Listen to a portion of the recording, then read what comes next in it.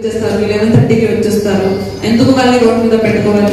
So వాళ్ళు holding points కి వెళ్ళిపోతారు. మండగా చెప్తున్నారు, అలాట్ చేసిస్తాము. సో ఎవరికి ఏ పాయింట్ అక్కడ వెళ్ళి వాళ్ళు కూర్చొని వెయిట్ చేయాలి. సీఎం గారు రాగానే అంటే ల్యాండింగ్ దగ్గర ఉన్నప్పుడు వాళ్ళు బయటకు వచ్చి రోడ్ మీద రావాలి. అదే హోల్డింగ్ పాయింట్ పర్పస్.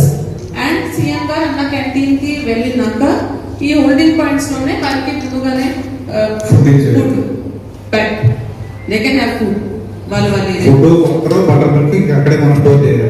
ముందుగానే పెట్టేసేయాలి. వెనకాల పెట్టేసేయాలి. అంటే అక్కడ పొజిషన్ చేసి పెట్టుకోవాలి. డిస్ట్రిబ్యూషన్ అప్పుడు చేయాలి. సో పర్ పాయింట్ లో కనీసం అంటే నంబర్ని బట్టి చేయండి. తక్కువ ఉండకూడదు. ఎవరికి మళ్ళీ అడ్వాన్స్ వెళ్తుంది. కొంతమందికి ఇద్దరు, కొంతమందికి ఏమి లేదు. అంత అంటే 16 ఇన్ఛార్జ్ వాళ్ళ డ్యూటీ ఏంటి? వాళ్ళు మండల వాళ్ళు వచ్చినప్పుడు కూర్చోబెట్టడం, వాళ్ళకి వాటర్ ఇవ్వడం, ఫుడ్ ఇవన్నీ స్టాక్ చేసి పెట్టడం.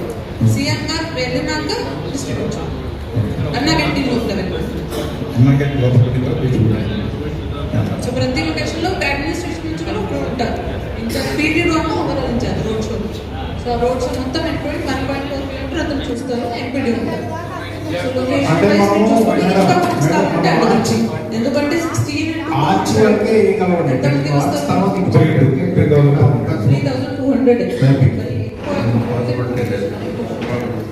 యాక్చువల్గా మనం అనుకున్న ప్లాన్ ఏంటంటే సార్, పబ్లిక్ మొత్తానికి అక్కడ నుంచి